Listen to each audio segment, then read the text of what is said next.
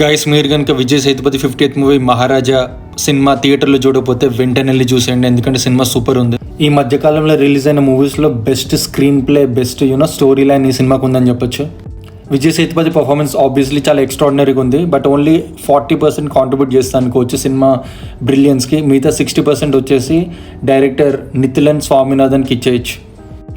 ఈ సినిమా గురించి మీకు ఎంత తక్కువ తెలిస్తే మీరు థియేటర్కి వెళ్ళి చూసినప్పుడు అంత బాగా అనిపిస్తుంది.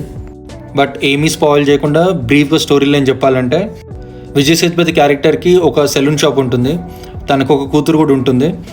అండ్ ఒకరోజు తను పోలీస్ స్టేషన్కి వెళ్ళి లక్ష్మి అనే వాళ్ళ డస్ట్బిన్ కనిపించట్లేదని ఎఫ్ఐఆర్ రాయించడానికి వెళ్తాడు. సో అసలు లక్ష్మి ఎవరు, ఎందుకు ఎఫ్ఐఆర్ రాయించడానికి వెళ్తాడు అనేది కైండ్ ఆఫ్ టోటల్ స్టోరీ. దీంతోపాటు ప్యారల్గా చాలా థింగ్స్ రన్ అవుతాయి, అవన్నీ ఏంటనేది ఇంకో సినిమా చూస్తే తెలుస్తుంది. ఈ సినిమాకి ఇంకో హైలైట్ వచ్చేసి అనురాగ్ కశ్యప్, హిందీ డైరెక్టర్, అదే gangs of Wasseypur director Anurag Kashyap వచ్చేసి సినిమాలో విలన్ అనమాట. తను కూడా చాలా ఎక్స్ట్రాడినరీగా చేశాడు. అండ్ ఫార్చునేట్లీ తనకి తెలుగు డబ్బింగ్ చెప్పిన అతను కూడా చాలా బాగా చెప్పాడు. సో అసలు ఎక్కడ అన్యాచురల్గా అనిపించదు అనమాట. ఓవరాల్గా అయితే ఇట్స్ ఎ మస్ట్ వాచ్. ఈజీగా 4/5 రేటింగ్ ఇచ్చేయచ్చు.